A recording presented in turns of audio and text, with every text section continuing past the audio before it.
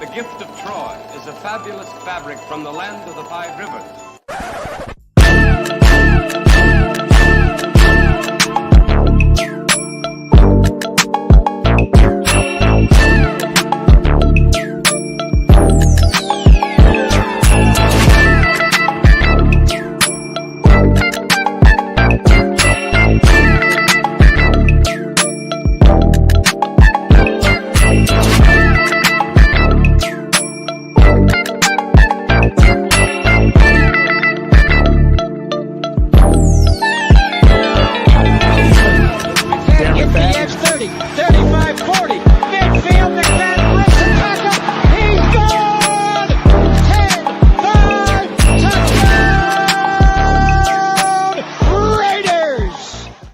Years ago, when we came to Los Angeles, I really believed that the greatness of the Raiders would be in its future.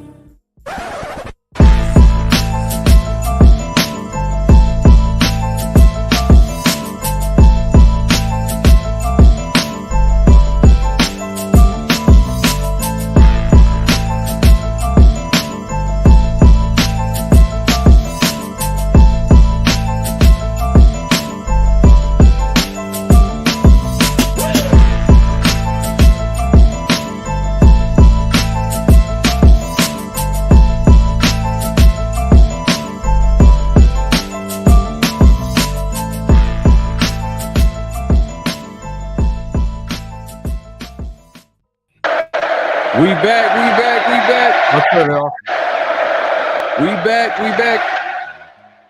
I am back to the Tomb Studios, back from Vegas. I'm finally back, man. Man, my flight got delayed. Man, it was crazy, but I'm back. Man, the Raiders lost, man. I like doing shows when they win. You know what I mean? Because it's fun to talk about. We could talk about so many things, but we still got a lot to talk about. We still have a lot to talk about as far as the game, what happened. You know, some people now are questioning Josh McDaniels. Right. There's a lot to talk about, man. That's so much to talk about. A possible new starter next week. You know what I mean? There's so many things that we're gonna get into, and we're gonna open the lines. We want to hear from Raider Nation today, so we'll put up the number in a second. But yeah, man, Ray, what'd you think of the game, man? Watching it on Sunday Night Football, man. How'd you feel? No, I mean, you just want to jump straight into it. All right. Oh, you know what? Let's. I mean, we started late, man. Hey, it's a work in progress. We're getting better. But we like I said, I got in late. Give me, Kyle, just give me a break. Just give me a break, just a little bit. Yeah. Hatamaki in the building. He says, "What's good, yeah. Appreciate you coming through, man." Pablo Vista. We said boutique tea. I'm not sure, man. I'm not sure, man. I'm not sure. Oh, okay. It was. I was waiting for you to read that. It was a typo. I thought he was trying to say something else. About time, man. You're right, man. Yeah. But we're here, ready to talk football. Digital Prez Raiders Resistance in the building. If y'all haven't follow him on every social media platform, especially his IG, man. He is killing the game out there. And his website. Yo, he's dropping articles left and right, man. The dude's he's a machine. I'm just gonna call him the machine from now on. Digital machine. But he's doing his thing. Make sure to check him out. RaidersResistance.com for all your Raiders news. Yeah, Hatamaki. Hey, yeah. Man, we seen you, bro. Appreciate you coming through, checking in from Hawaii. Hey, man. Hey, appreciate you, man. Hawaii. I have never been to Hawaii. I need to make my way out there, man. It seems like a beautiful place. But yeah, man, appreciate you watching, man. Raider Nation is everywhere. They're everywhere. You know, they're coming from all over. Oh, and T6 in the building. He says, "What up, Ray Farrell?" Man, my guy, ONT6, man, always coming through. Jesse Cardenas, Raiders all day, baby. Hey, yeah, no matter what, you know, even after a loss, man, it's Raiders all day, man. It's Raiders all day. It's Raiders all day for sure. Sean Schefter Johnson in the building. Hey, man, his middle name is Schefter for a reason. He has all the facts. He has all the facts. But we gonna get into it. Did we man. make that official over here? I think so. I mean, I feel like, hey, at the end of the day, it came from me, or you. I don't know whoever. No. I'm pretty sure It came from this show. Because we noticed the work that Sean puts in. He's always helpful, always sending us, DMs on IG with helpful stats, stories, breaking news. So we appreciate you. The numbers says AOC time. We're gonna get into it. Hey man, I guess we just gonna segue. We're gonna segue into the game, man. Let's react to what happened on Sunday, man. I went live. Yeah, that's what I was gonna ask you. First and foremost, what is it like for us who have not been to Allegiant Stadium? A perspective from the Bay, and give us a perspective from going there, and maybe what it looks like with their fans as well, the away fans. Oh man, it's beautiful. Really? That's one of the best stadiums I've ever been to in my life, and it's that much better because, like, I know everybody that's watching this is a fan of the Raiders, so you're going to your favorite team's home stadium, and it's like, man, it's top of the line. It's just everything is just beautiful. Everything is just catered to the Raiders. I don't know, man. It was the only thing that I'll say, and it's gonna be an issue until I don't know when. I mean, I don't know how they're gonna figure this out. I think in my mind, is they need to start winning football games. Yeah, maybe win a couple of championships or something.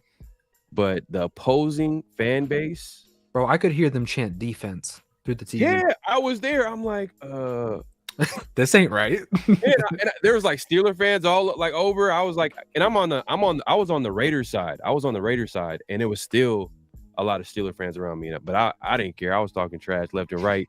But it all in good fun. We were going back and forth. I just, I wish they would have won. That would have been even better because the atmosphere would have been even crazier. But it's definitely not Oakland. But I'll say Las Vegas. Yeah, it's worth it as far as like the experience. You're gonna have a good time. I had a great time. It just ended in a bitter moment as far as losing the game. Yeah, man. But yeah, man. Hey, this game. Let's get into it, man. Like, let's get into it, bro. So watching the game again, offense struggling. Man, look, I can make a case that this offense is worse than the defense. Yeah, 100%. And look, this is how bad. And our defense is not even that much. It's not even that much better. No. But the fact is that the offense has been out of sync. There's nothing that we can really go to. And I mean, Davante Adams. That's like our money play. Whatever to Davante Adams is almost gonna always work, and that's pretty much our offense. Just throw it to Davante Adams, and that's it. But the thing is, we're predictable, and nobody fears Jimmy G. Nobody. No, like you can't push the ball down the field. They're stacking the boxes. They're stopping the run. And look, Josh Jacobs is another one of them, right? Like, right. He's not getting going. You could say all you want about the offensive line, but it's like, man, at some point, like we started to hit a few of those runs later in the game, but man, this offense is just god awful. Like you can make a case, like honestly, like this is one of the worst offenses in all of football. Hey, I'm not gonna not to cut you off. I'm not gonna say I told you so about Jimmy G. This is why I wasn't excited. Oh, hey, just let it be heard. This is why I wasn't excited about Jimmy G. It was because I watched him out here in the Bay Area with the 49ers, and I'm like looking at the 49ers, and I'm seeing all that talent around him, and he's just barely squeaking by. He's winning. That's the number one thing that fans will bring up. Oh, he wins games. But that defense is elite. That coaching staff, that run game, that the weapons around him, that O-line. And now he's coming to the Raiders team where not everything is there. There's pieces here, but there's something missing here. And you're expecting him to carry the load on offense because right now we're not running the game. We have 185 total rush yards in 3 games, which is worse than the league. We had 69 yards rushing last game for 19 carries. Yet another game where we're struggling to rush the ball. Later in the second half, I felt like we had some good, but it didn't really. It was kind of like we were down. The defense was kind of like easing up on us. But the book is out on us. Load the box, 8 or more defenders, stop the run, and that's it. That's it. They're not respecting Jimmy G at all. As long as they take his first read away, he's gonna panic, and that's the thing. It's like his ability to go through progression is just awful. Like I don't want to hear anything about Hunter Renfrow not getting involved. Like Hunter Renfrow is getting open. Any of you guys who can rewatch the game, and if you have access to all 22 and able to see, like Renfrow is getting open. Yeah, the quarterback, the guy who is under center, cannot get through the reads. It's just that simple. Yeah. Nah, and you know what I thought was interesting was that DC last year he averaged 9.2 air yards per attempt. DC had a terrible year last year, but that was 4th in the league.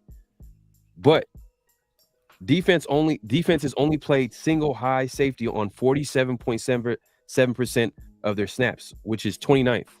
So obviously they respected the fact that DC can beat them deep. Even though as bad as Derek Carr was, they at least respected that fact. But with Jimmy G, he's averaging 7.5 yards per attempt, which is 7th in the league, which is not a huge difference. But it's plain and simple right now.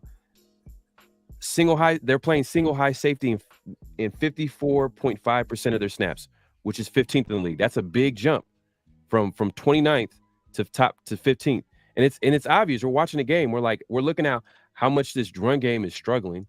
We're looking at like how much Jimmy G is struggling to push the ball down the field. And it's not just pushing the ball down the field. We need to start completing some explosive plays. We need to have a game where Jimmy G goes crazy. He throws a couple of deep balls, because right now what's showing on tape on the field, it's a copycat league. Teams are going to continue to do the same thing over and over. They can't run the ball if they have 8 or more people in the box, and Jimmy G struggling to move the ball. And Jimmy G, man, oh God, to watch that game live in person, man, I'm over here like around like Steeler fans, and they're over here like screaming left and right, and they're like, the only thing they could do is throw it to Davante Adams, and I'm over here like, damn, like it's true. You're right. it's true, but Jimmy G's just trash, bro. There were times where I'm like, why did he had plenty of time in the pocket, and he dinks it. And salute to the hey, that TJ Watt is a monster. Oh, for sure. We knew that going into it. Yeah, he's a monster. Matchup with him and Jermaine Illuminor, we talked about it in the pre-show. Like, I know Jermaine didn't let up a sack in the first 2 weeks, but look, this is a different animal. Like, yeah, and the trajectory that he's on, I believe he has 6 sacks already on the season through 3 games. Like, dude's an animal. So, but with that being said, man, on top of Jimmy Garoppolo being a clear issue, not going through reads, holding on to the football, just throwing it exclusively to Davante, which look, I don't blame him. Best wide receiver in all of football. If your name isn't Davante Adams or Jacoby Myers, you're not getting the football, which is a huge problem, and defenses know that. But transitioning over to the defensive side of the ball, Marcus Peters, man. Oh, he got burned.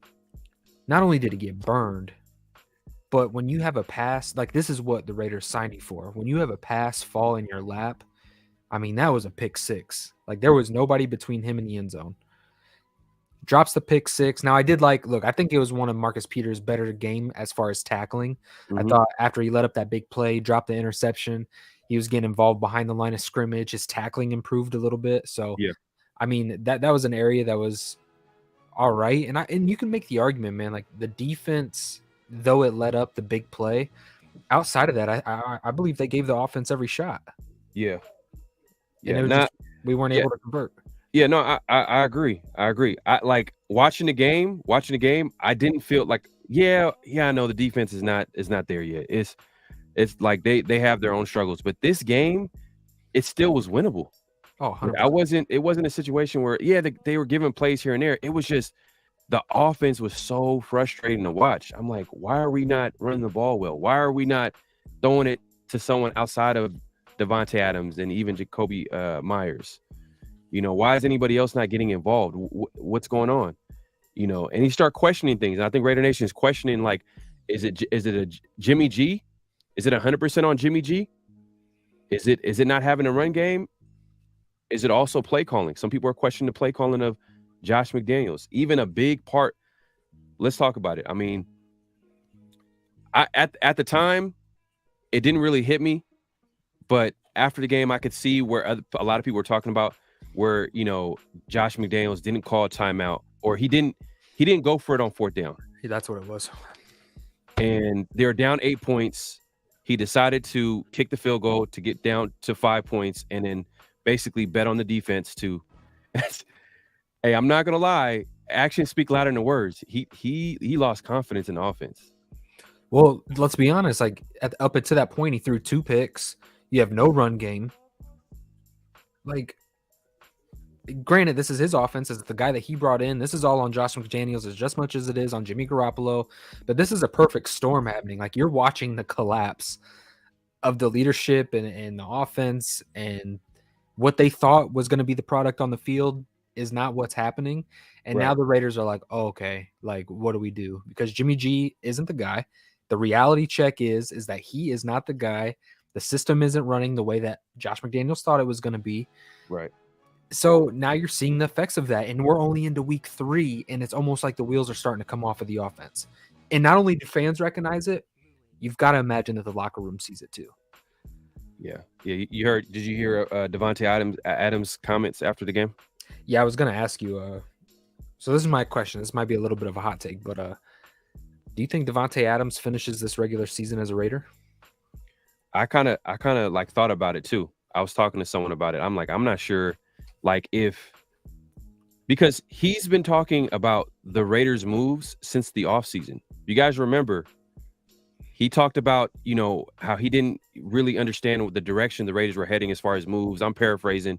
I don't know, you know. And I talked about this on after when my post game live on Sunday.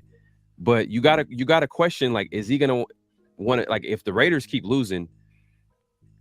I don't know. It might be in the best interest and Davante to just maybe go. I don't want it to happen. He's such a great player. Like, there's nothing wrong with him, but it's just. Let's be honest. He's wasting time here. Yeah, and it's kind of looking like this might be a rebuild. If we continue to lose, and we get a top 5 pick, we might as well, like, hey, you know what? Right now, Davante Adams' value is really high. He's still a great player, still top 3 receiver, if not the best receiver in the game. You probably can get like a 1st-round pick and, you know, maybe a mid-round pick. Maybe not. Here's the thing. Do you pull that trigger with this regime? Like, do you just take what you can get and then bank on, is this the final season of Josh McDaniels and Dave Ziegler? And just maybe put that into the hands of the next regime? Or do you think that Josh McDaniels makes it through this season even with that trade going through? Look, all Josh McDaniels and Dave Ziegler had to do was show improvement from last year. That's all they had to do. They didn't necessarily have to go to the playoffs, but they just show a little bit of improvement. Have, you know, some optimism about the offense, even the defense. But if they continue to lose and they finish with a top 5 pick, how does Mark Davis go back to these guys? And they've clearly shown a clear track record of their decision making, and it hasn't been really good. And you're going to trust them with a top 5 pick, possible franchise quarterback in this draft? Come on now. I'm sure, you know, Mark Davis, he got to be looking at it like, hey, like, I'm supposed to trust you, and this is a big decision. And let's say for example, you know, a lot of people are questioning Tyree Wilson. That's part of the decision making there. I'm not saying he's a bust now. It's way too early. But come on, like, everybody's looking at Jalen Carter right now, and he's looking like he's that dude, probably the best player out of that draft. And now you look at Tyree Wilson, and he had 11 snaps. I think he was sick before the game. That's what you know, Josh McDaniels alluded to. But I mean, we'll see. We'll talk about it. But I want to ask you: is it AOC time? Hey, if Brian Hoyer goes out there, you guys aren't seeing me next week. I'm about done. I'm about done with this incompetent staff. Look, the clear answer to this is you give the keys to the rookie. And look, this is to answer your question. Yes, this is undoubtedly Aidan O'Connell time.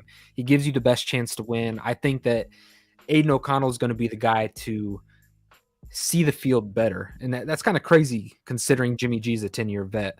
But what we've seen in preseason is we've seen a young quarterback going through his reads. Yes, the offense was vanilla. It was simplified. But the fact that he was able to process out there, the game wasn't too big for him. And I think this is going to bode well for guys like Hunter Renfrow, guys like Michael Mayer. In the preseason, we've seen Aidan O'Connell get the tight ends involved. I think Michael Mayer is a huge part of this offense. And this regime, Pharaoh, I've told you about it. I really feel like this regime is ruining what it is Michael Mayer does good. And it's driving me nuts. Mm-hmm. Hunter Renfrow, whether that's Jimmy Garoppolo not going through reads, play calling, whatever the case may be. You're asking him to block 85% of the time, and this guy is a big body vertical threat. I want to see Aidan O'Connell get in there, be aggressive. I feel like he's going to go through more reads than Davante Adams and Jacoby Myers. He's going to be able to distribute the football, and hopefully, man, like, my question to you is, if Aidan O'Connell goes out there and gets a win, is Josh McDaniels' ego so large that the next week he's willing to put Jimmy G back in, even if Aidan O'Connell goes out there and throws for 3 touchdowns and beats the Chargers? He does seem kind of stubborn. Like that's his guy, and Aidan O'Connell performed well, but like he has an ego. Like you tell he has a little bit of an ego. Like that's my biggest problem is, one, they're gonna make the decision to go with Brian Hoyer and with it, right? And if you send Brian Hoyer out there, you send a message to this locker room, this fan base, that you're not trying to win. Mm-hmm. It's as clear as that. You put Aidan O'Connell out there, he gives you the best chance to win. And look, if he wins and he does it in a, let's be honest, if he puts up more than 1 touchdown or 2 touchdowns on the board and you finish with more than 17 points in the game, like how can you not continue on with Aidan O'Connell, let Jimmy Garoppolo get as healthy as he can be? And I'm okay with Jimmy Garoppolo being a backup. I'm completely okay with it, even if Aidan O'Connell performs well. Like, give it to him. He's the only thing that's going to save Josh McDaniels at this point. Like, I guarantee you Mark Davis, and this is where I want Mark Davis to have a little bit of Al in him. I want him to go to Josh McDaniels, and I want him to say, hey, don't even think about sending Brian Hoyer out there. Like, put Aidan O'Connell out there, let him play, and if he performs better, that's our quarterback moving forward this season. Like, we're done with this game. I'm curious to hear from maybe one of the beat writers. I think it was Vic Tafer. He made an interesting comment last season. He said that it was a common theme when Mark Davis used to talk to Jack Del Rio after the game, every game. Yeah. And he did that with McDaniels last season, I think. And people were kind of like, oh, look at Mark Davis. He's talking to McDaniels. I'm sure. I wonder how those conversations are going right now. And you making a good point. He might be talking to him like, hey, what's going on? What do we do from here?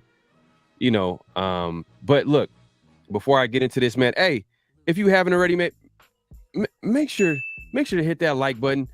Hey, we want to keep coming back and doing this. And with that, for us to keep coming back, you guys need to support us. And how you support us is to hit that like button.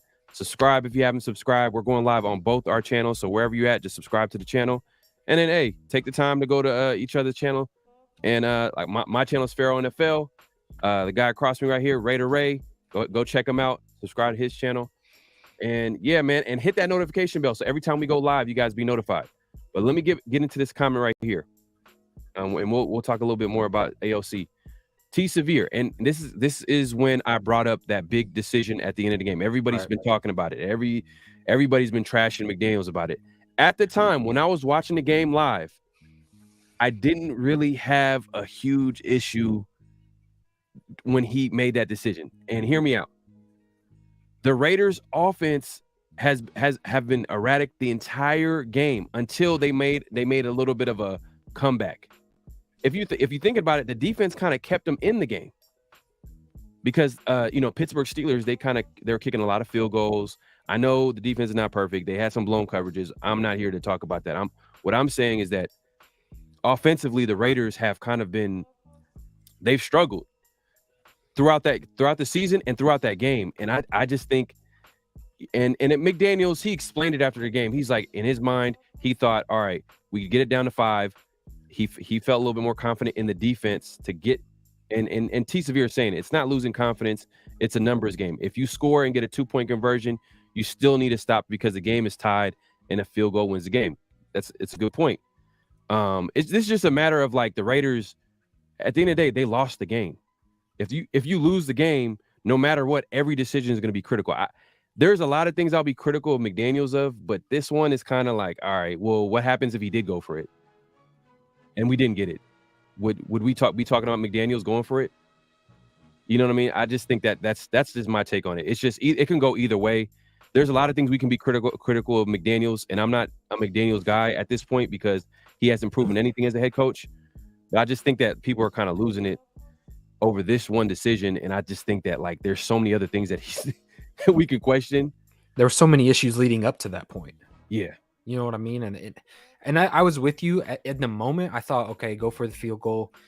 You give the defense an opportunity to turn the ball over. Obviously, 3 and out was ideal. You get the ball back, with a minute and some odd seconds left, and you do a walk-off touchdown. You know what I mean? And that was my thinking of it. Right.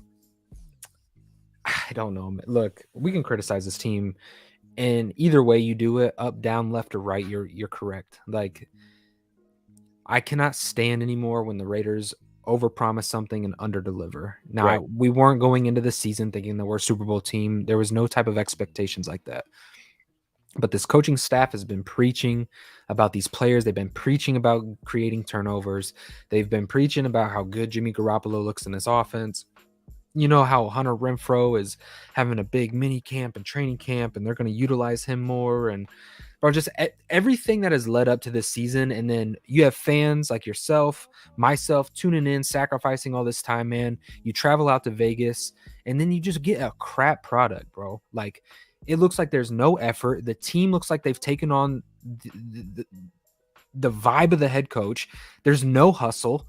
Like, even when we're down, bro, and there's like 6 minutes left in the game, like, there was no sense of urgency. You get a delay of game by Jimmy Garoppolo. Like, yeah. Like, bro, what is going on? Like, there's no sense of urgency. There's no accountability. And I just want to see Josh McDaniels step up a little bit more, man. And I know that he's probably afraid of holding players accountable due to his past, and he knows that would get blown up. But you cannot be passive anymore. Like, it's time to hold these players accountable. It's time to step up. And look, it's time to hold himself accountable. You know what I mean? Like, Josh McDaniels needs to be better. Now, you can make an argument, is it Jimmy Garoppolo not hitting on the plays being designed? Because, look, we can make an argument that if Jimmy Garoppolo is going through these reads and connecting on these passes and hitting the guys that are open, because, make no mistake about it, there are guys open. Yeah. Would we be talking differently about this marriage between Jimmy G and Josh McDaniels and his play calling ability? I think that we would, because I believe that leads to more Raiders wins. So, look, to me, now is the time. It's crazy that it's week 3, right? And we're talking about Aidan O'Connell.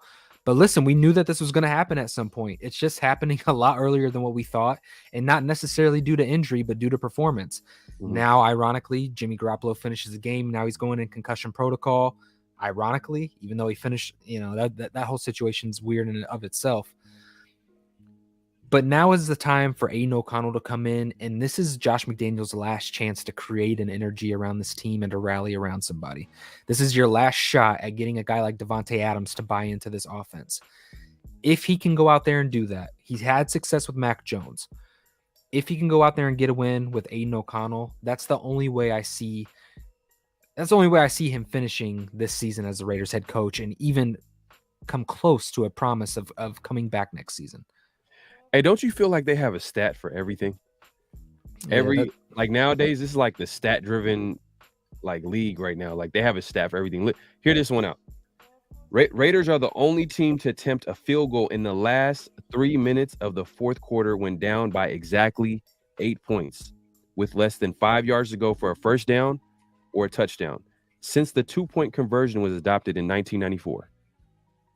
So, that's one of those, like, it's so random. It's not even a clear-cut stat. But, at the end of the day, the Raiders lost. It wasn't a good performance. I mean, if they won the game, it still was kind of like, they found a win. I know people would have been like, oh, just win, baby. And I would have been excited. In Vegas, we would have went crazy. But still, there would have been some questions about this team as far as the fact that they can't run the ball for some reason. And let's get into the fact that they can't run the ball. I mentioned that they literally had 185 total yards so far in 3 games this season, which is worse than the league, averaging 2.9 yards per carry, 30th in the league, 69 yards for 19 carries against the Steelers. You know what I mean? That's not going to get it done. But this is interesting. According to Next Gen Stats, Josh Jacobs' average yards per carry before contact is 0.1, which is second worst in the league with players with 40 carries. So that means he's getting hit on average behind the line of scrimmage more times than not. And then Jacobs is personally, Jacobs is averaging 2.5 yards per carry after contact, which is still top 15 in the league. He's 15th in the league. So he's still getting it done. Like, he's still making guys miss. But the fact is that the O-line is not getting it done. But he also admitted that, and I think in a recent press conference where they talked to Jacobs, his chemistry with the O-line is not there. And that's kind of speaks to how we were talking about him on previous shows. Like, he's also struggling in that department. But it's just a combination of things. It's like his chemistry's off. He's getting hit behind the line of scrimmage. They got 8 man in the line, in 8 man in the box. They're not respecting Jimmy G, like we talked about. So many things that's happening at the same time. It's like the perfect storm. And that's pretty much why our run game is not really happening right now. And they got to figure it out. And I thought this was interesting. This is crazy. Look, let's see. Hold here. So the Raiders have used a fullback on 39 snaps, which is tied 6th in the league. So they're trying everything. And they've had a sixth O-lineman on 13% of their snaps, which is first in the league. So they're trying everything, but nothing is working. Well, later in the game, and shout out to Mark John, he was saying they started using the outside zone concept, and predominantly for these first three weeks, we've been running a ton of power. And last year, that's what we had success with. And we were talking about it last season of like, oh, finally they simplified things up front, and they started just playing downhill power football, which at the time it worked. But the fact of the matter is around the National Football League, everybody who's running outside zone is finding success. You know what I mean? Running the football. You've got the Miami Dolphins who are hitting on high success rates of the outside zone. It's just, and later in the game, Josh Jacobs was able to hit on some outside zone runs, and you've seen him break off 8-9 yard runs. Look, the fact of the matter is the Raiders are going to have to take a look at internally. I think at pass protection wise, they're not a terrible unit. Mm-hmm. But think about how the interior of this offensive line is built. And you've got Van Roten. Let's be honest. I don't think he's no world beater at running zone concept. He's struggling mightily. Andre James, what is his future like in Las Vegas, especially if they can't get the run game going? I like his ability to pass protect. I think he's developed nicely. But Dylan Parham. Is he struggling so bad that we should give a call to Alex Bars if he's available? Look, you know what I mean? At least in the run blocking department, Alex Bars was never a weak point in his game. No. Well, you need to find an identity because it's not there at all. And look, Jordan Meredith, a guy I've been talking about, like at some point, one of these guys, if you keep performing like this, what did you say the average was? It was like 3 point some odd yards. Like somebody else is going to get an opportunity. And if Josh McDaniels isn't threatening that, if Josh McDaniels isn't letting these guys know that, hey, if you're not going to get the job done, Van Roten, I've got a guy behind you that I'm going to put in, and I'm going to give him an opportunity. So the stat is Josh Jacobs is averaging average yards per carry before contact is negative 0.1. So on average, he's getting hit behind the line of scrimmage. So that's just not going to, more times than not, as great as Josh Jacobs is, it's going to be tough for him to be effective if he's getting hit behind the line of scrimmage time in and time out. Like it is what it is. But it's just not that. It's just so many other things. And it's the whole variable. It's the fact that you're going to get stacked boxes, and these guys are going to get overloaded. They're trying to pick up on blitz concepts because there's so many dudes stacked in the box. You've got nickel DBs blitzing.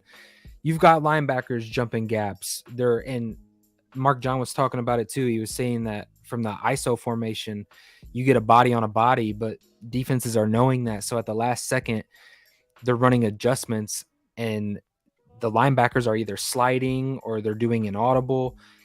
And now the Raiders are off a line of who they're getting downhill to block. You know what I mean? And it opens up big gaps for linebackers to come through and make plays behind the line of scrimmage. And Josh Jacobs has guys in his lap. So you top that on top of Jimmy Garoppolo not having an arm, them knowing that he's only a one-read quarterback. Like, I'm just telling you, this offense the transmission has fallen out.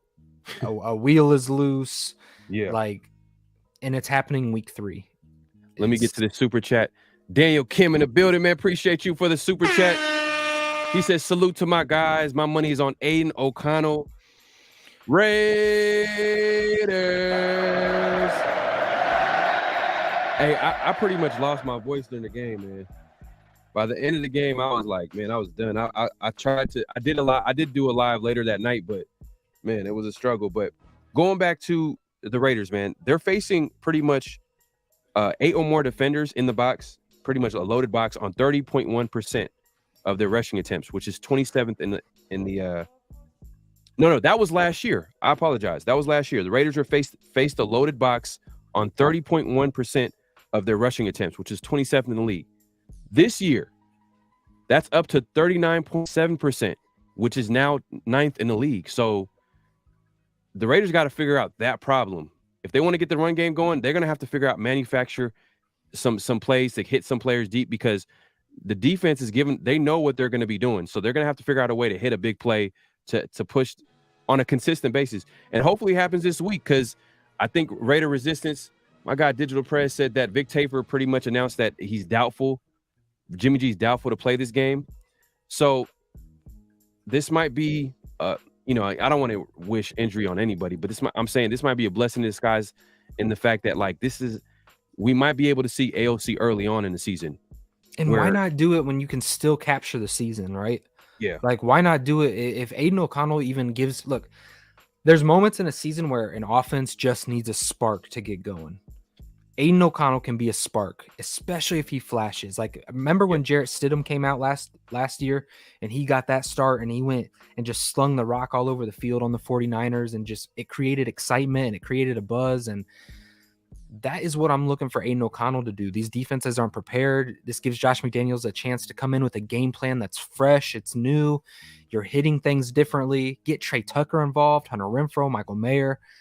And maybe these plays that Josh McDaniels is calling, because look, he's calling plays. And I'm telling you, like, these guys are getting open. It's just the guy throwing the rock isn't seeing these players downfield. So give him a young rookie who's going to go through his reads and make throws. And let's just see if he can take what he did in preseason and translate that over to the regular season.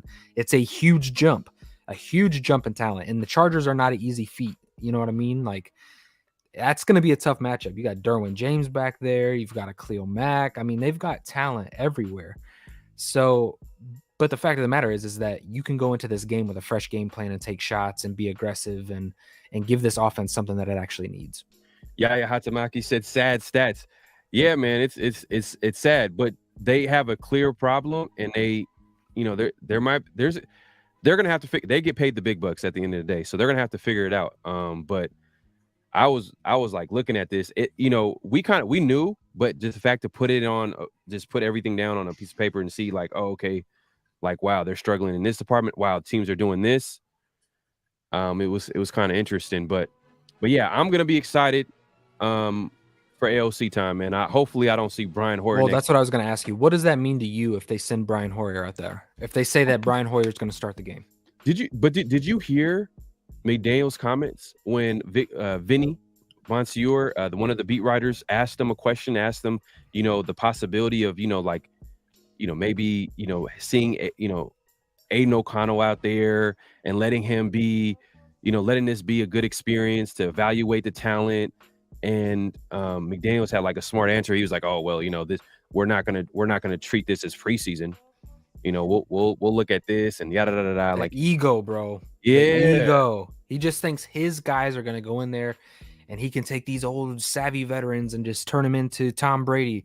That's not gonna happen, bro. Let me if you want to take over the chat, I'm gonna go ahead and pull up that clip so everybody can hear it. Okay. When he was asked about AOC possibly starting. Hold on one second. Okay. What's going on, chat? And hey, you guys keep dropping them so I can get to them and read them. Debo says AO4 is the only hope. I'm not positive with him yet, but much better chance than Jimmy G. 100%. Like, look, I'm willing to go in here and ride on the back of Aidan O'Connell as long as he shows me upside and hope. Like, as long as he can progress this offense and go through his reads, if he can get guys involved like Michael Mayer and Hunter Renfrow and maybe take a shot or two with Trey Tucker, like, if he gets more of the guys on this offense involved, dude, I will ride on the back of Aidan O'Connell, and I don't care. Like, even if the record doesn't translate over, get this experience out of the way, get his rookie season out of the way, and at least gotten the kid, because he's got what it takes. Glenn says starting AOC might be the best thing to happen to the Raiders this year. Take a leap of faith. I agree 100%. Daniel says part of keeping the defense honest is what will also help the D-line rush to slow down without worry of the ball coming out fast at all. Yeah. No, I agree. Paul says, where's our offensive coordinator as a head coach? Shouldn't he know what to do? Not like we don't have the talent. I just don't think Jimmy G is the guy that. Look, I think Josh McDaniels thought he could get away with this with Jimmy G. He thought that he could bring him in here and he's going to be able to run everything perfectly, and that's not the case. And Josh McDaniels is seeing the reality of that decision is that Jimmy G does not have the ability, doesn't have the arm to push it downfield. He's a one-read type of quarterback, and he's seeing it play out on field. You're starting to see the lack of time you got to spend with the wide receivers in training camp. It's either Davante Adams or Jacoby Myers, and they're both having remarkable seasons. But the fact of the matter is this guy is not seeing the field fully. All right, so when if you're ready, I'm gonna go ahead and play the clip of pretty much McDaniels pretty much being asked indirectly, like, how does he feel about AOC probably starting and, evaluate the quarterback, man. Jimmy G hasn't played well. Jimmy can't go. But is there some value in maybe using that opportunity to get a bigger picture of a young quarterback like Aidan to get a feel for him, sense for him for the long range over maybe what the short term is? Yeah, I mean, I think we'll try to do the right thing for the team this week for sure, no matter what it is. Whatever that ultimately ends up being. If part of that, we're not going to use this like it would be a preseason game. You know what I mean? So if the best thing for the team would be to do something down that road, then we would discuss that and consider it. But we haven't, begun those conversations yet. We will obviously today.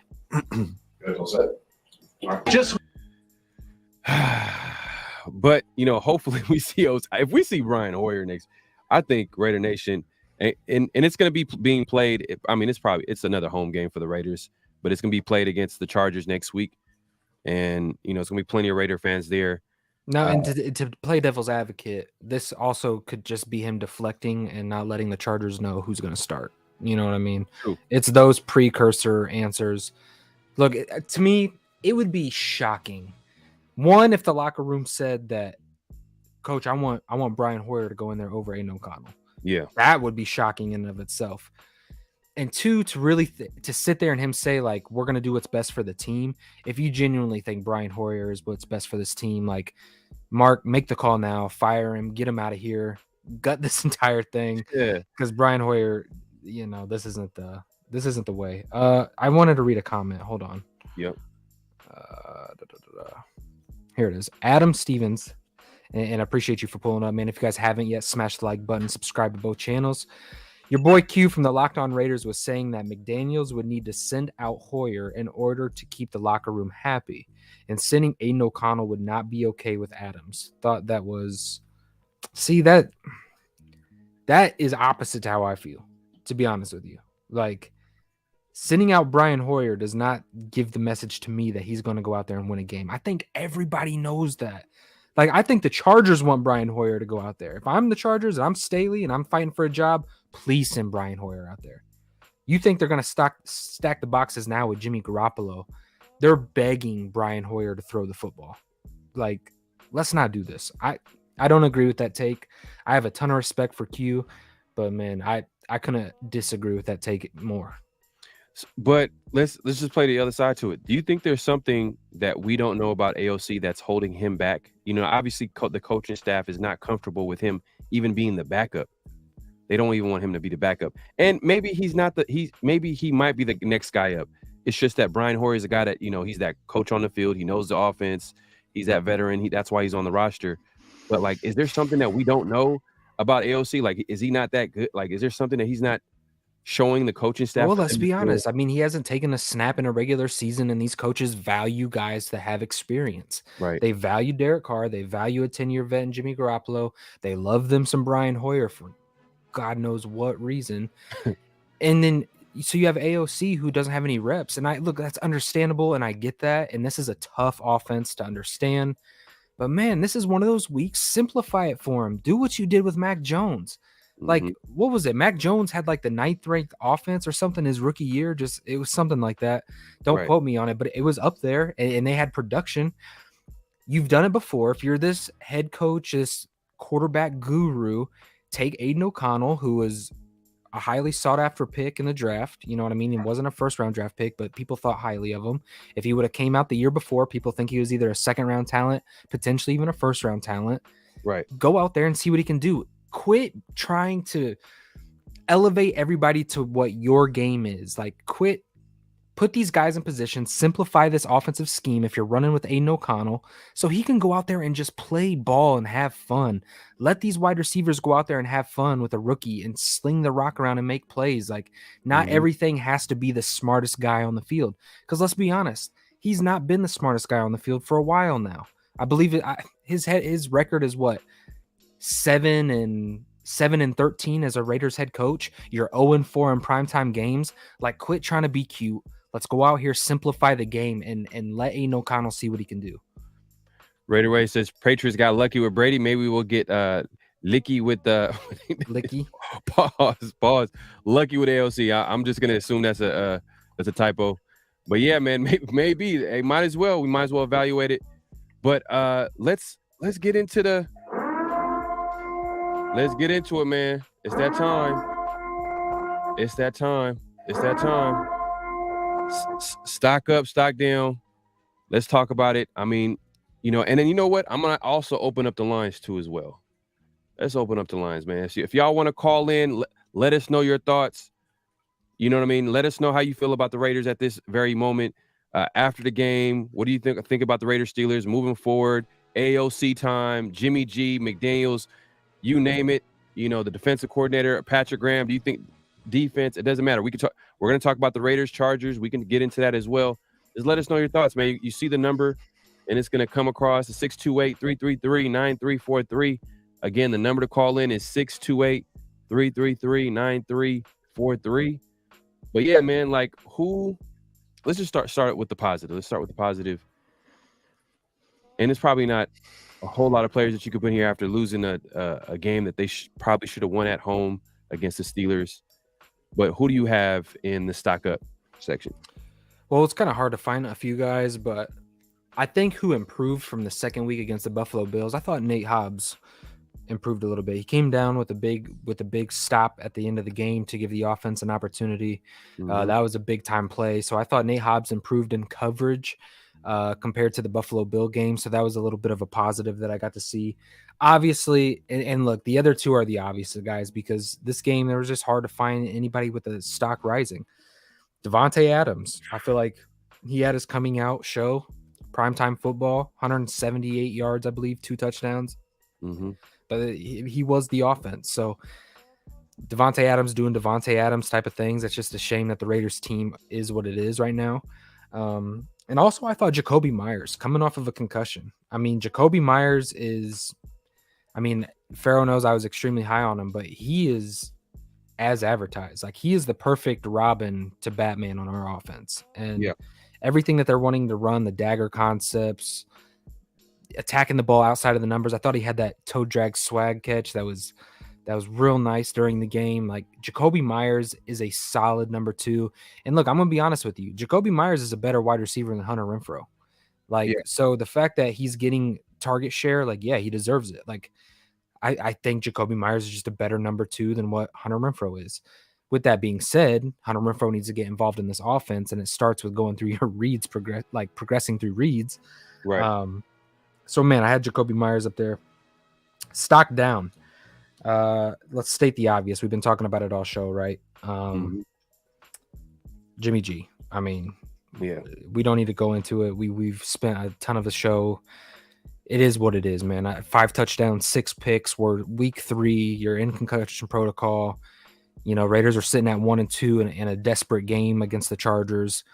Like, this escalated quickly. So yeah, Jimmy G is on a stock down list for me. I like him. I like him as a backup, but I don't like him as a starter. And I'd be okay with him as a backup. Even say we even go out and say you landed a top pick in the draft and you're stuck into that contract If you go out there and get a Caleb Williams or a Drake May and you invest that much capital into them and they're going to be the starter, like I'm okay with having Jimmy G as a backup in this league. Now, are you paying a lot of money for him? Absolutely. But emergency break glass, if you're telling me that he's coming in and he's my backup quarterback, I'm a little bit more comfortable with it than sending him out there as the starter. So, yeah, I'm with you on that. And then to pair the two, man, the offensive line and Josh Jacobs, they got to get it together. Stock down. Yeah. Offensive line's getting no push. Yeah. They don't know what they're doing up front. They have no identity, and defenses know that. Josh Jacobs, he doesn't have his footing. I'm not going to say he's not in shape. I don't necessarily agree that he's like not in shape. I think Josh Jacobs is in shape. It's just there's no chemistry. There's no continuity. There's no creating a rhythm. There's no 4-yard gain, 5-yard gain, 8-yard gain, 12-yard gain, 20-yard gain. Yeah. There's none of those building blocks taking place on the offensive line. So I don't think it's a shape issue. I think it's things aren't developing up front in the blocking scheme. So, yeah, man, those two I've got stock down. Yeah, and we're just not getting enough explosive plays in the offense, especially in the run game. We talked about all those running stats where Yaya Hatamaki was like, man, those stats are pretty sad, but it is what it is. We like to keep it real here on our show. But yeah, man, that pretty much you pretty much covered it, man. We can get into all the players that didn't play well. I'll throw in Josh McDaniels, stock down. 100%. His stock is going the other direction. I think everybody's realizing right now, and they're questioning him. Is this the guy for the Raiders moving forward? And you can, and I put in a thumbnail like, hey, I think you can rightfully say that he's on the hot seat. He's got to be, right? Yeah, he's on the hot seat. Now, is there a good chance that he comes back next year? Yeah, but that's because there's about 14 games left. And 14 games for him to put something together, put something positive together, have this team finish strong, have the team show some type of improvements, which they can show improvement. But if they do not, if you're telling me that we win our only win came against the Denver Broncos week 1, who just lost 70-20 against the Miami Dolphins. That makes our win look terrible. Woo, and we play Miami, y'all. Oh my God, please, let's let that be a good game. But we got someone on the line. Call from Severe. Uh-oh. Severe Raider in the building. Everybody get your seatbelt on. Buckle up. I'm a little more calm this week, so I ain't gonna create no sound bites this week. That's all good, man. It's all good. Man. What's on your mind? Man, nothing, man. So first off, man, I want to say that, like, I think people take this fourth down play, and I honestly don't think people know what the hell they're talking about, man. To be honest, man, it's just like you just have to understand situational football, man. Like there was like 4 possible outcomes, and all of them involved us needing a stop on defense regardless, right? Regardless of what happens. If we convert there on fourth down, we get a touchdown, get a 2-point conversion, they still got, assuming, let's say we score on that very play, right? They still got all their timeouts plus a 2-minute warning to get downfield and get a field goal. So we still need to stop, right? If we don't convert there, then we need to stop, and then we need to score a touchdown and a 2-point conversion. If we get a touchdown and we don't get a 2-point conversion, then we still need to stop and a field goal. So that's why in that situation, you know what? Take the points that are guaranteed, extend the game, and we were 1 third down play away from getting the ball back with the timeout. And I believe still the 2-minute warning as well. So it's like you gotta play the numbers, man. You gotta play the numbers. People like the people that saying like, oh, why don't you go for it right there? These are the same people they play Madden franchise mode. As soon as they throw a pick, they reset the game and start over. Like these are those people. Like it's easy to judge to judge somebody else's decision making from the sideline when you're not having to make that decision. Like that was a very, very important part of the game. We had just stopped them right before that, had a 3-and-out right before that to give our offense the ball back. At that point, hey, you know what? Our defense has been playing pretty much a pretty good game all game. We take the points here. We get a stop. If we get a score or a touchdown, that's the game. set match. Y'all not getting the ball back. It's a wrap, right? It's done. So I'm going to extend the game. If you don't get that fourth down conversion, that's pretty much game over. Mm-hmm. That's pretty much game over at that point. So it's like, why take that chance, especially when your offense has been sputtering? You know, they can't seem to protect the quarterback at all. It's like Josh Jacobs, you know, he wanted all this money. He can't seem to produce. Now we're making all these excuses. Well, he can't produce because they're stacking the box, and because, well, no, he's worth $16 million. So he should be able. Remember, you're that dude, right? You're the hero. So you should be able to produce in these conditions. Oh, wait a minute. Now you are producing because you were facing one of the lightest boxes in the league last year. Oh, now you were producing because the offensive line was doing so great. Oh, now you're producing because Jakob Johnson was one of the best boxers in the league. Oh, now all these other things. When you're not producing, but when you were that guy, oh, you don't want to be the hero. So that's what I'm saying. Like, people can't have it both ways. Jimmy G has to start seeing the field better, man. He has to start seeing the field better, man. And I think I can see what his problem was. Like, a perfect example on that pass that was picked off by Wallace, the first one to Myers. Myers, he cannot let that dude cross his face. Mm-hmm. Like, you cannot. That's why he doesn't trust these dudes. That's part of the reason why.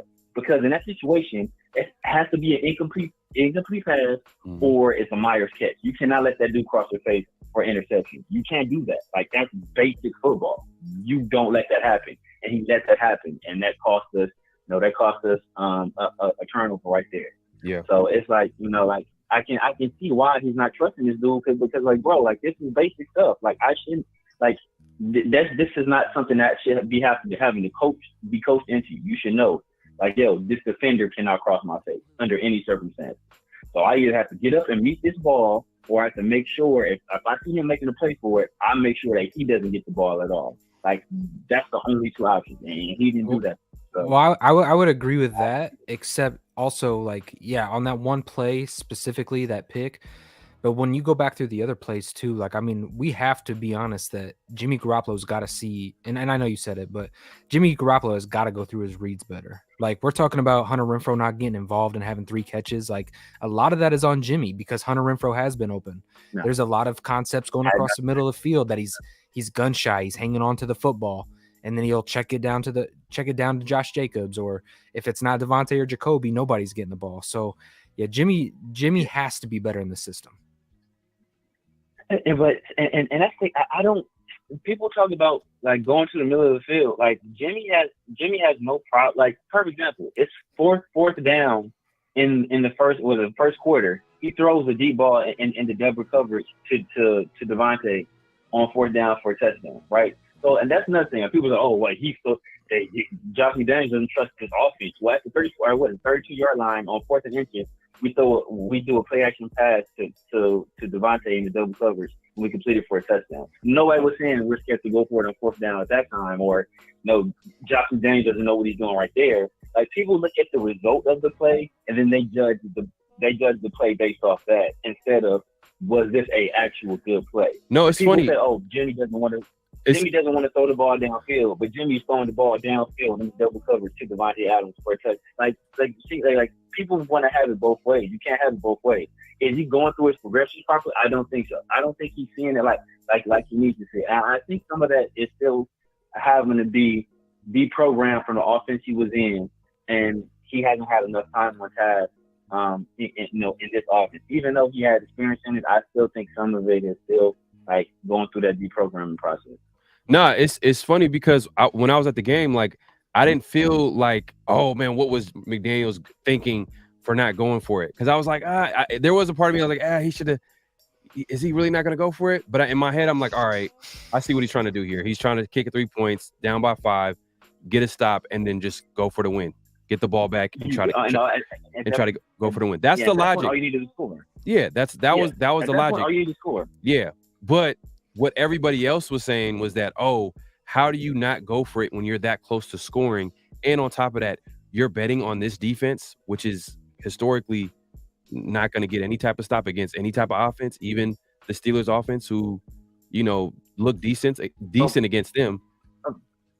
Okay, but look like this. So I would say this. So in that situation, you're hoping for a touchdown, and you need a second 2 point. So you gotta look at the percentages, right? To convert 2 2-point conversions in a row. Like the odds of that getting a 2-point conversion aren't high at all. Mhm. And the odds of getting 2 in a row after you just got one, getting a second, are not great. And then you need a stop regardless, because they can go downfield and score. You still need a stop. Yeah. So why not take the 3 points? Your defense outside of a blown coverage that only given up 16 points. Outside of that bust, they had helped them to 16 points. And they should have had a pick 6 earlier in the game. We didn't even talk about that. We didn't even talk about that. But we should have had a scoring defense as well. So the defense had just got a 3 and out right before that. Yeah. So it's like the defense is playing well.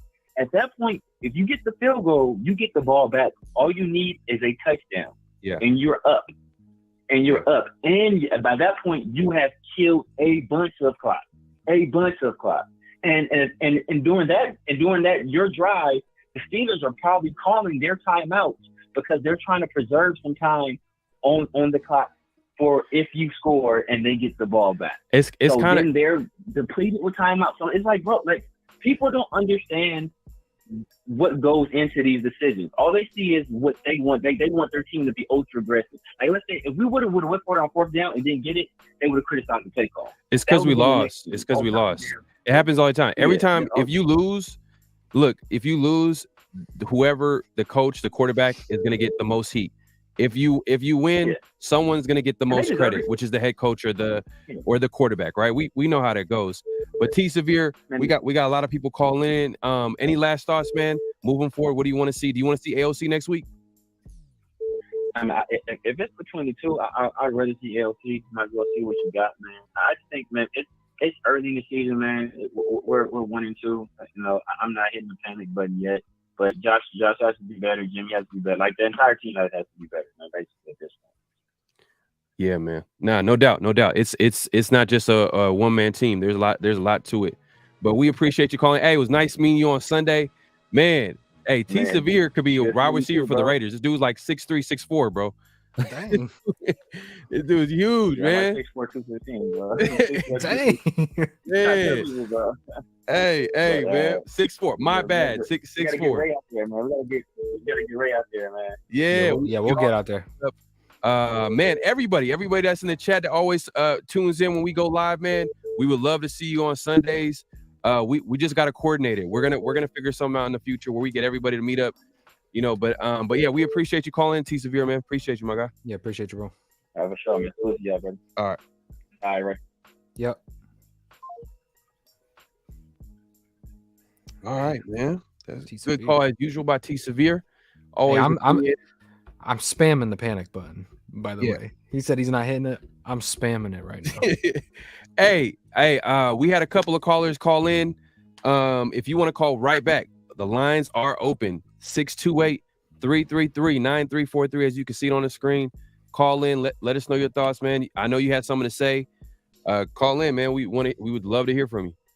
The only reason why I say I'm spamming it is just because I can see the big picture of what's going to happen here. Like, and especially if you lose this momentum with Jimmy Garoppolo and this affects him mentally, like, bro, this could fragment throughout the whole season, and never gain ground. And this might be what you get. So, okay, we got a call. Perfect. Call from Paul. What's going on, Paul, man? Appreciate you calling in. Come on, Paul. What's going on, man? I appreciate you guys. Mm-hmm. Hey, man, thanks for calling in, man. Yeah. Hey, what's on your mind? I just want to respond a little bit to the last caller. I definitely appreciate kind of his opinion, but I want to give just a little bit of different perspective All right. on that. So, in my opinion, I think you go for it, 100%. Okay.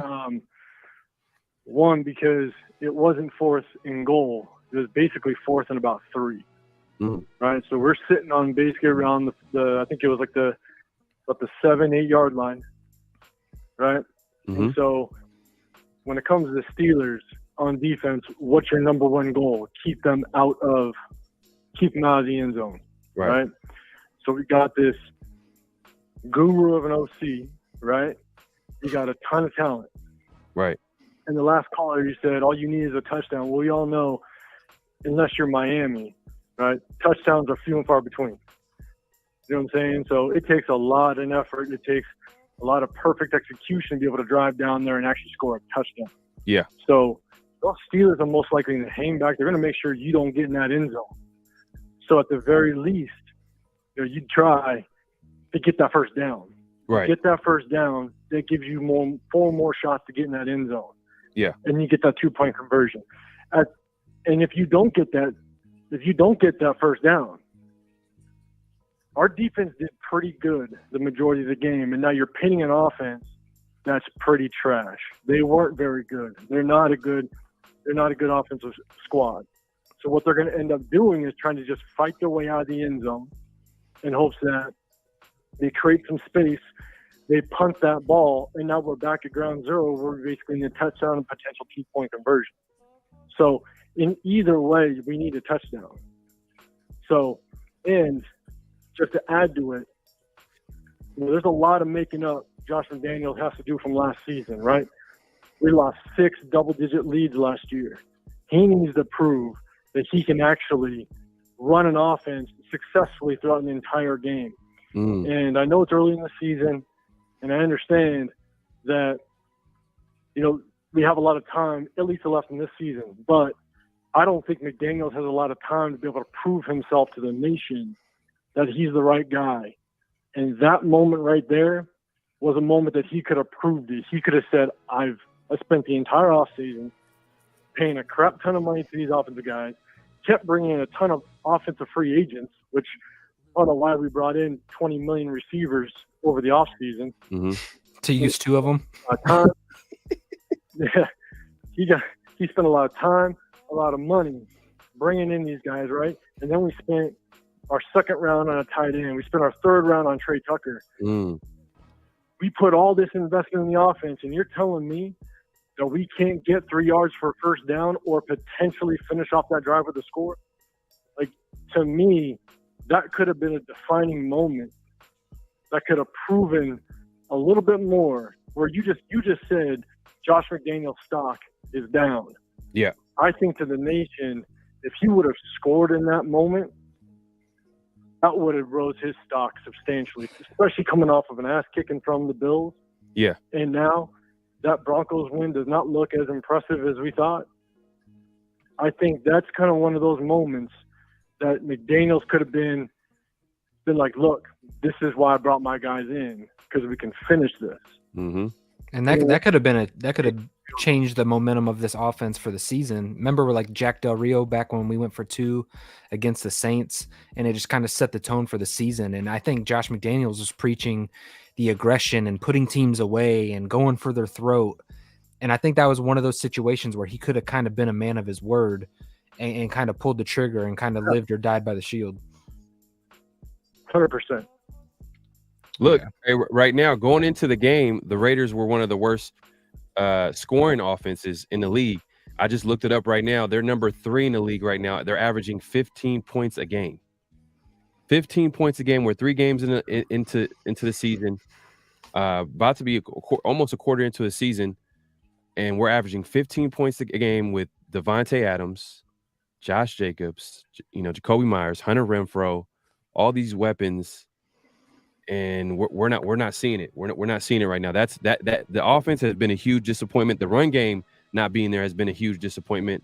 So I'm with you. I'm not when we talk about Josh McDaniels in that play, it's funny. It's just ironic that like everybody's now like, oh my God, this Josh McDaniels needs to go, this, that, and a third. But at the end of the day, I was questioning Josh McDaniels since last season. You mentioned that. I appreciate you mentioning last season and all those blown leads. Because a lot of people talked about, a lot of people kind of pinned last season on Derek Carr, and Derek Carr had a terrible season. But there are some things that I've seen just from obviously defensively that they weren't there yet, and offensively, like if you have all these teams come back and you're up 17 plus points, and this is a record never been done before, and we're in the record books for the wrong reasons. I think you need to look at Josh McDaniels. You need to start questioning because he's never had success as a head coach. He still needs to prove that. Go ahead, Paul. We brought him in so that we can establish a better offense, better than we've ever had. Right. That was the whole goal. That was the key, right? He's this offensive guru. He's this offensive mind that's going to be able to take Derek Carr to the next level.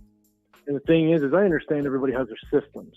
Right. Everybody has their own system they want to bring in. They got their guy, right? And that's fine because, I wasn't sold on Derek Carr. I think there's a lot of things that Derek Carr couldn't do. He couldn't extend a play.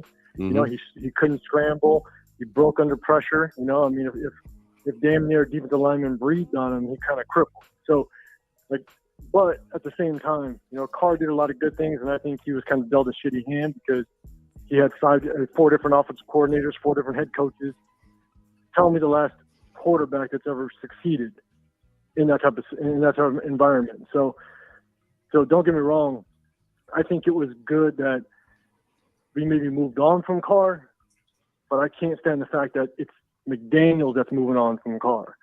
Because as of right now, McDaniels hasn't proven anything, and he hasn't proven anything anywhere he's been except for when he was with Tom Brady. Yeah, we can't argue. And I think to play devil's advocate with T. Severe, because he was talking about situational football, I think you have to look at the success that the Raiders were having on 4th down, specifically against the Steelers that game.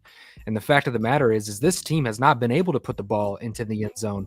So the fact that we have a red zone opportunity, it's 4th and 3, like you said, at like the 8. You had success going forward on 4th down. You have to make a stamp with this offense and put points on the board, create a momentum for this team moving forward, not only against the Steelers, but for the rest of the season. I'm leaning towards that move, Paul, because I think that you're onto something, that touchdowns are few and far in between. And I think with you being 8 yards away, 3 yards away from getting 4 more opportunities, especially with the success that we were having, I keep going back to that, the success that we were having on 4th down against the Steelers, I think we should have doubled down in that situation. But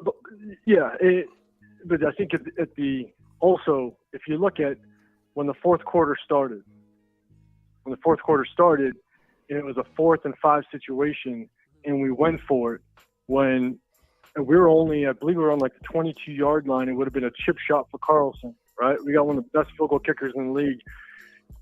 You basically take that score within 13 points. So then we just still need 2 scores. It doesn't matter. We still need 2 scores. Yeah. You get points on the board.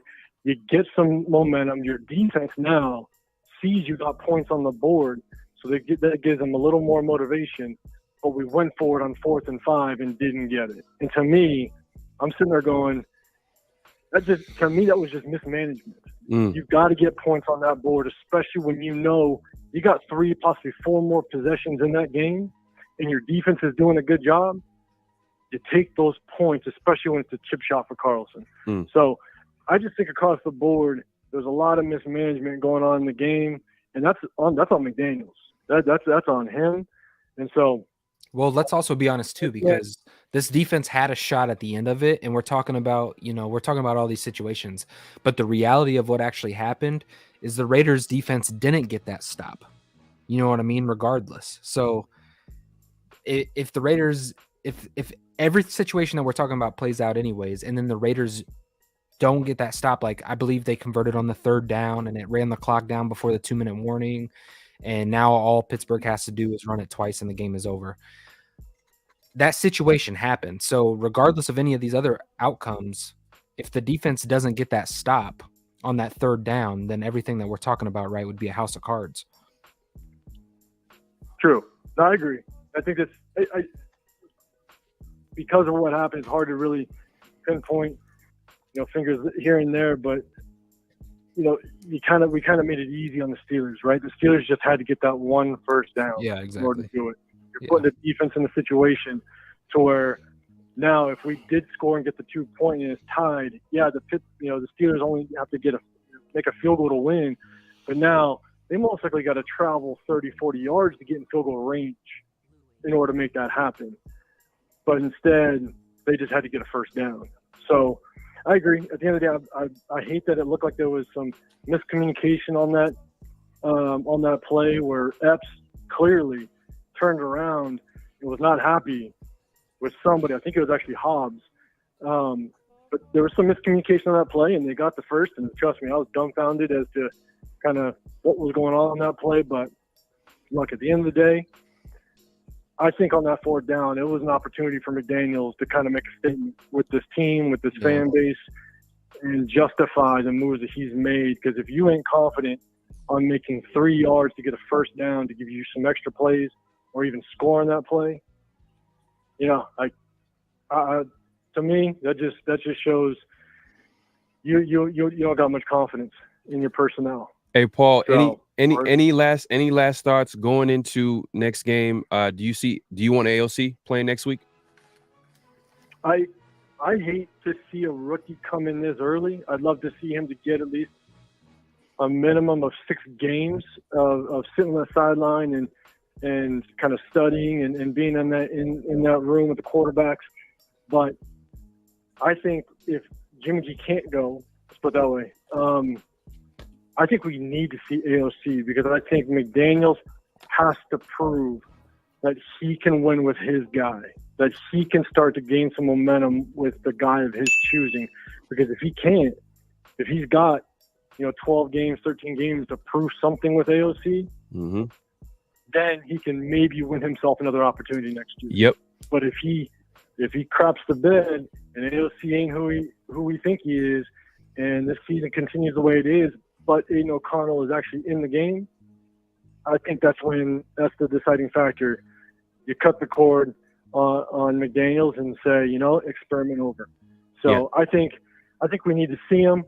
I don't like it, but I think we need to see him. Okay. Well, we appreciate you calling in, Paul, man. We appreciate the support, man. Hey, we do this every Tuesday and Saturdays, man. So, man, we appreciate you watching, man, and supporting. Yeah, man. Appreciate you guys. Have a good night. All right, man. You too. Hey, I say you put Aidan O'Connell in the fire. Hey, man. Put him in. My thing is the good thing, the positive to it. I understand what he's saying. At the end of the day, Aidan O'Connell is like what? He's a 4th, 5th round pick. Yeah, it's not ideal. It's not ideal. But one of the positives that I liked about Aidan O'Connell in the preseason, he wasn't playing with a lot of talent around him. Oh, I'll give him Davante Adams. Give him Jacoby. Give him Hunter. Give him Michael Mayer. Man, hey, man. I'm just saying. But that being said, hey, preseason and regular season are 2 different things. And as you can see, the Raiders are like, I forgot, someone made a comment saying that, hey, in the preseason, the Raiders are like Super Bowl champs, but regular season is a whole different story. We haven't been able to win enough games in the last, I don't know how many years, but at least in the Josh McDaniels era, he's been able to win games in preseason, but regular season, he's been on the losing end most times than not. But yeah, man, hey, man, we appreciate everybody coming through. Do you want to talk about a little bit of the Raiders-Chargers game? Let's talk about it a little bit, This is what I've got to say, man, and I don't have much to say about it yet because I'm going to save a lot of it for Saturday. But look, for the first time this year, I mean, we felt this way against Buffalo, and we talked about it, but I'm not confident that the Raiders go out there and win this game. And despite of how the Chargers are struggling right now, and you can say what you want about Staley, look, the fact of the matter is they've got more offensive firepower. Our defense has proven yet that they can't stop a high-powered offense. And we have an offense that's sputtering out of control, and this is a good defense that we're about to go against. Now, I know the Chargers are the Chargers, and they've played at everybody's talent level, kind of like how the Raiders have for a long time. But, look, if the Raiders don't figure out an offensive game plan, specifically I think rocking with AOC 4 and coming up with a unique style of attack versus the Chargers, then look, I don't think the Raiders should just expect to walk in here and win this game by any means. So that's what I've got to say about it, man. I think honestly, if the Raiders are doing what the Raiders are doing, they're going to lose this game. When the defense plays a good quarterback, they struggle. When they play Kenny Pickett, at times they struggle. That's what. Yeah, and Kenny. But the thing is, though, they kind of played that bend but don't break defense. Yeah. I mean, the caller made a good point, or I don't know if it was T. Severe made it. He said outside of that big play that was given up by Marcus Peters, they gave up 16 points to this offense. And to a certain extent, the Raiders defense kind of kept them in the game for them to at least have a chance of coming back. I thought the biggest issue was the Raiders offense. Go ahead and read that. Oh my God. Vic Tafer just reported that most likely. I'm not surprised. This happens. Bro. Well, what's going to happen when he throws a pick six? When he's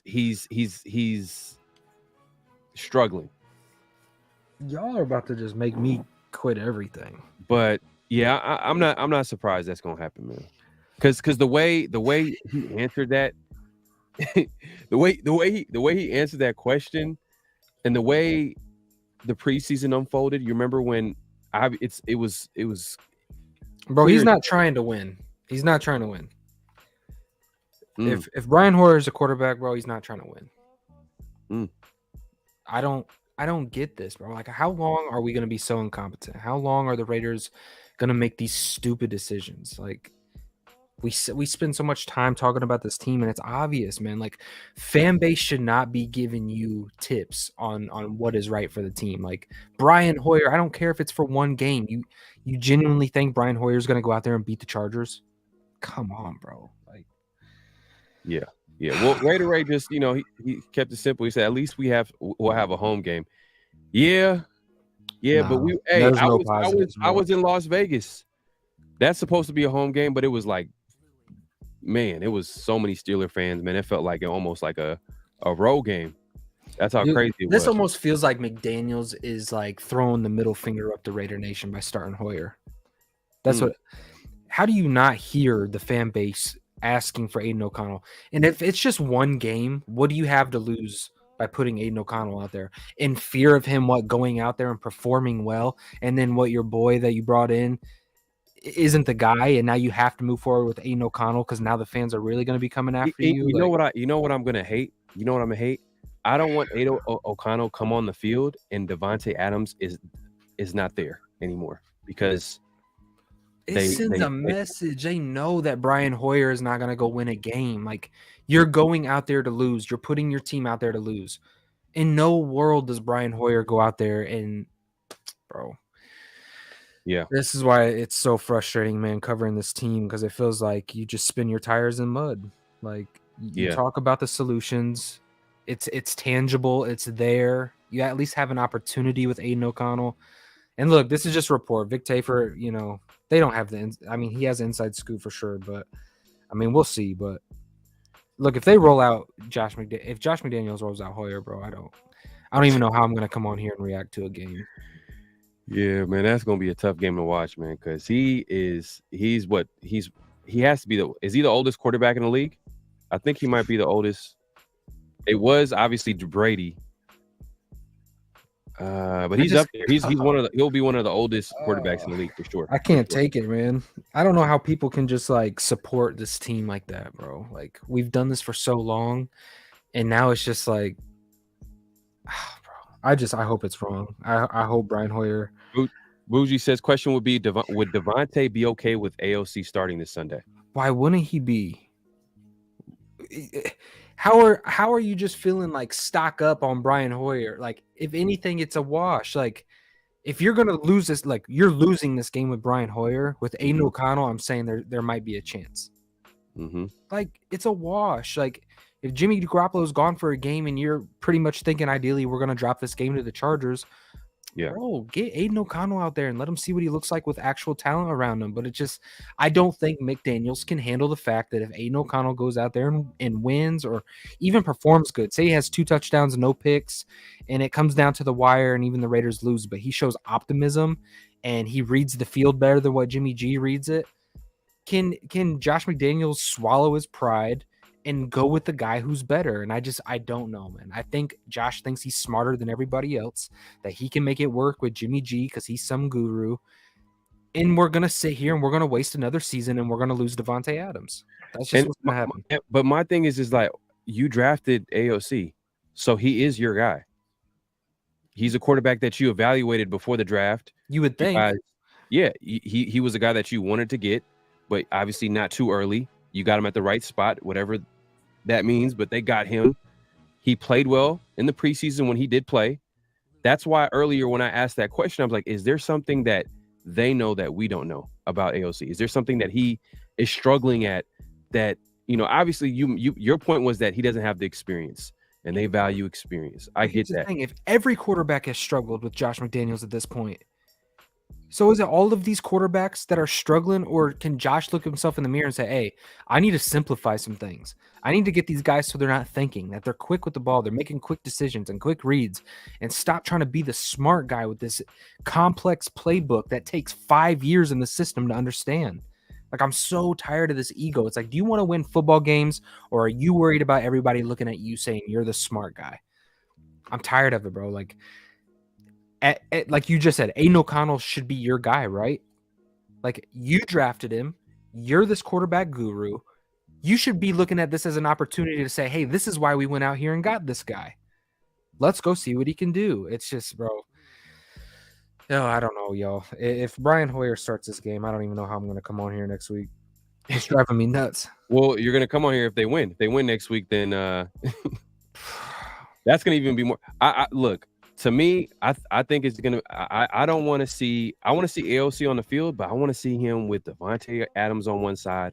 I want to see him with Jacoby Myers on one side. I want to see Hunter Renfrow on the inside. I want to see the tight end that he came in with, Michael Mayer in the inside, going up the seam. I want all these weapons at his disposal and evaluate. You know what I mean? And it's not just about evaluating him at the quarterback position, because that's going to happen to every player on the roster. What I'm saying is, I think this guy could possibly do something. There's a chance. And if there's a chance, why not? Because Jimmy G is not it. I don't think Jimmy G's it. We all know that, you know, at this point, we kind of figure out, okay, Jimmy G's not the guy. Like, there was a little bit of hope of us, like, oh, maybe he fits in Josh McDaniels' system. He's trash. You know what I mean? I like him as a backup quarterback, not a starting quarterback. And that is what it is. But if Brian Hoyer starts, and if anything, this regime needs. And he played terrible too. And he played terrible. They must feel confident that they're going to come back next year. They have no fear of losing their job if they go out there and trot out Hoyer out there. But it's like, bro, you go 1-3, you can basically wrap this season up. I'm not even kidding. Like, this is where Al Davis, a later Al Davis in his later years, would have came through. He would have he started. he was started. Even the guy out in Indy, the Colts owner, he probably would have got the starter on the field. Oh, but if anything, you would think that Dave Ziegler, especially, would be pounding the table. Think of Dave Ziegler pounding the table. Josh, get this guy out here. At some point, you have to say, like, hey, look, we know what we're doing in the draft. Look, Aidan O'Connell went out there and he's making plays and he won us a game when our starter went down. You've got to start showing some fruit of the things that you've invested into this team. And they're not doing that. Like, if you oh, dude, it makes me want to choke somebody. Hey, it's hilarious. Yeah, get that projector out. We need Mark Davis to do what Al did to Kiffin for real. man, because they have no fear. Like, they're doing whatever they want to do, it seems like. I mean, if you over here, you're going to start Hoyer, who clearly is not going to do anything with this offense. Because look, hey, who's better, Jimmy G or Hoyer? Jimmy G. You had to think about it. You had to think about it. Damn. That's how much you feel about Jimmy G. You think he's trash too?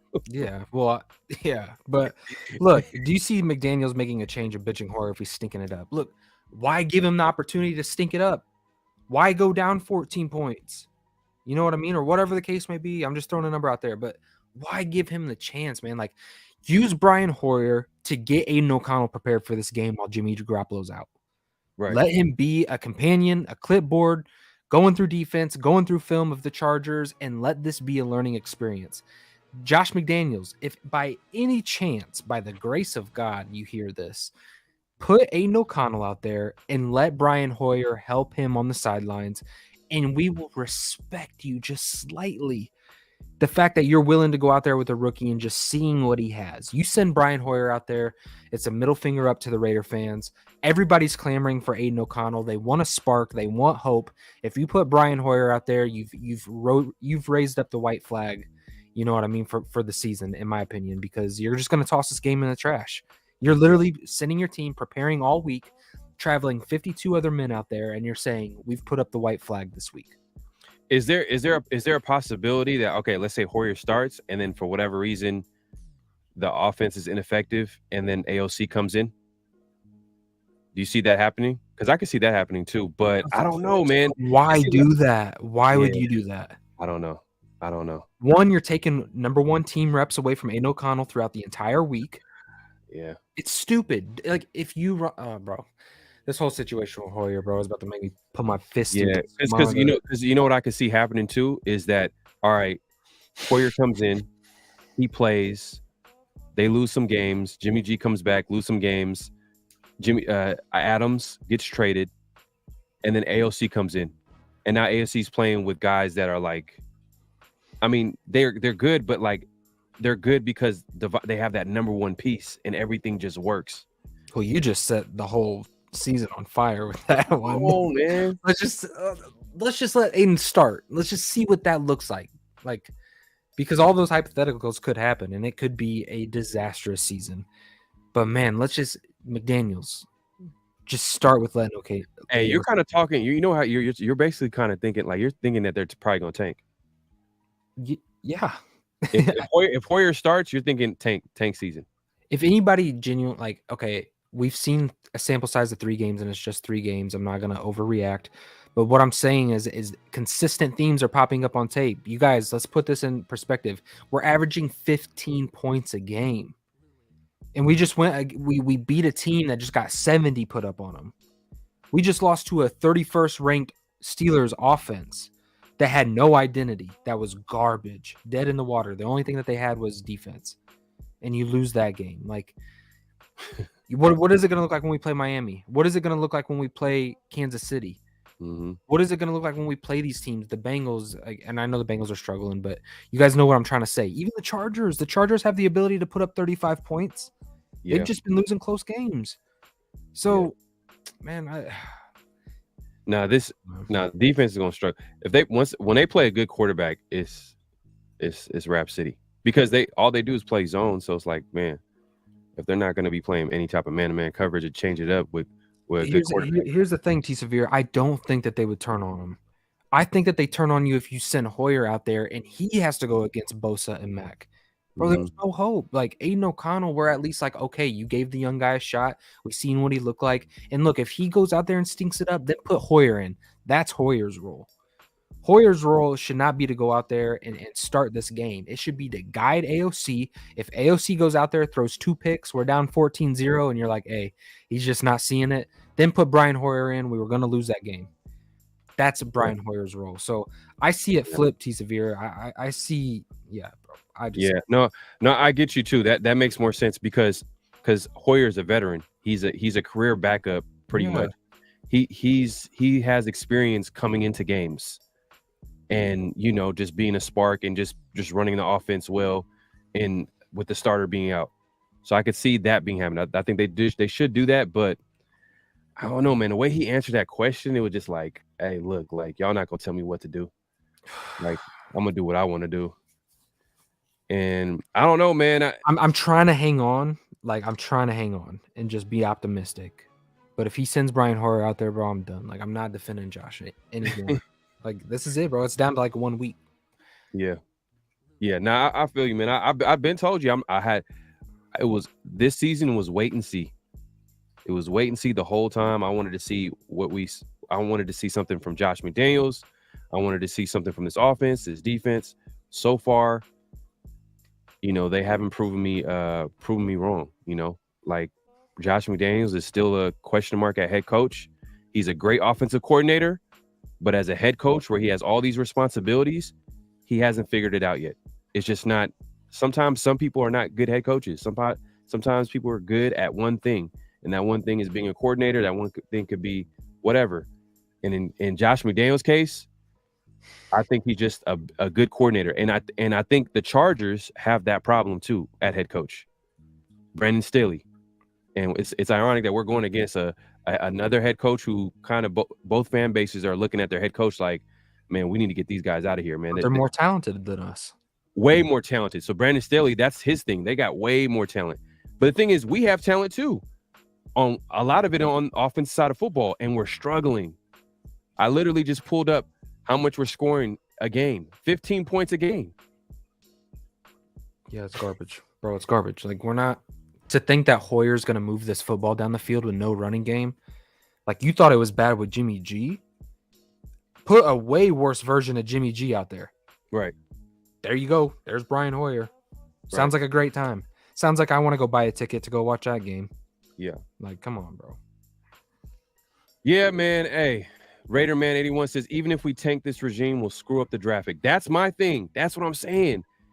How can Mark Davis bring back this regime another year without showing any signs of improvement? Meaning, if we get a top 5 pick, or I'll say another top 10 pick, but let's say top 5 pick, right? How do you bring him back? How do you trust them? And they already shown a track record of making the wrong decisions, bringing in the wrong players, things that were looked at as strengths as a coach. They're not showing it on the football field. They're not showing any improvements on the football team. They've missed draft picks. Zamir White was supposed to be the starter. That's why they brought him in, right? Let's be honest. That's why they drafted Zamir White. He was supposed to be, okay, you know, Josh Jacobs last year, we're not going to give him the 5th-year option, but Josh Jacobs ended up having a great year. They had no choice but to bring him back on a, you know, franchise. But that's like, come on, Zamir White, 2 D tackles who are not on the team. One got traded, the other got cut. I think he's on the practice squad. You know, and then you got some other things too as well. Like, and you got people questioning, you know, Josh McDaniels' game management. You know what I mean? Mark Davis has to see all this and make the best decision for this franchise moving forward. I know, hey, at the end of the day, stability is the key to success. Consistency, stability. But when do you cut the cord? Like when it's extreme circumstances, you got to make extreme decisions. You can't just like, oh, let's watch this slow-moving train accident. You know what I mean? Like, we can't just wait. We can't wait to see something terrible happen. Like, it just, come on, man. That's my take on it. But yeah, man, we appreciate everybody coming through, man. We kind of went longer than we should, but today was much needed, man. We want to get things off our chest. I didn't really talk to anybody after the game other than doing that live. But yeah, we appreciate everybody coming through. If anybody on the way out, make sure to hit that like button. Subscribe if you haven't subscribed. Hit the notification bell so then you'll be notified every time we go live. Man, we appreciate everybody coming through, man. And we're gonna do call-in shows more often than not. So don't be afraid to call in. Let us know your thoughts. A lot of the calls, you know, they're a little bit long-winded, but hey, we like to give people a platform to talk, and we want to talk to Raider Nation at the end of the day, man. But we appreciate everybody coming through. It's been a great show, man. Great show. Any last thoughts, Ray? No, we better end this before Brian Hoyer gets announced as a starter. Hey, man, I think he's pissed about that. You're mad about that, Brian Hoyer. I'm just not surprised. Like, nothing is like phasing me with this regime right now. Like, McDaniels is kind of like it's just frustrating, man, because it's like, how long are we going to continue to? Because look, they just completely gutted the last regime, and now they loaded up this offense and this whole staff and brought in their type of players. And now if we move on, bro, you're going to gut all this again, bring it all down to the studs. So it's ridiculous, bro. It is what it is, man. But we'll just leave it. We'll just end it on a positive note. Just win, baby. All right, y'all. Peace out. Great Pharaoh, the gift of Troy is a fabulous fabric from the land of the 5 rivers.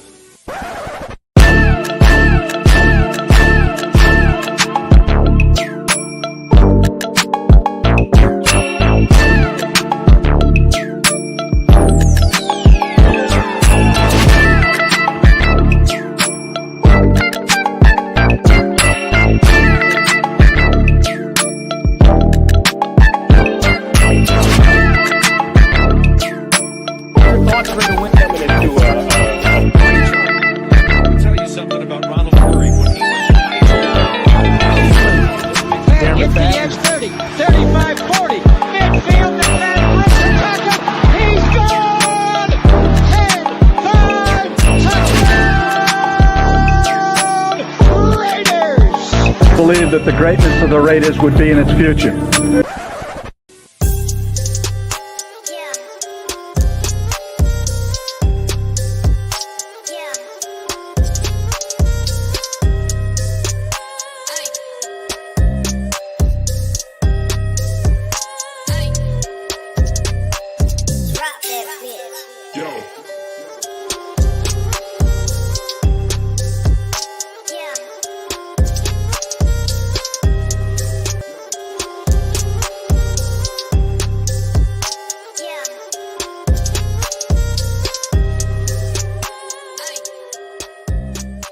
Just win, baby. Hello? You play to win the game. You don't play to just play it.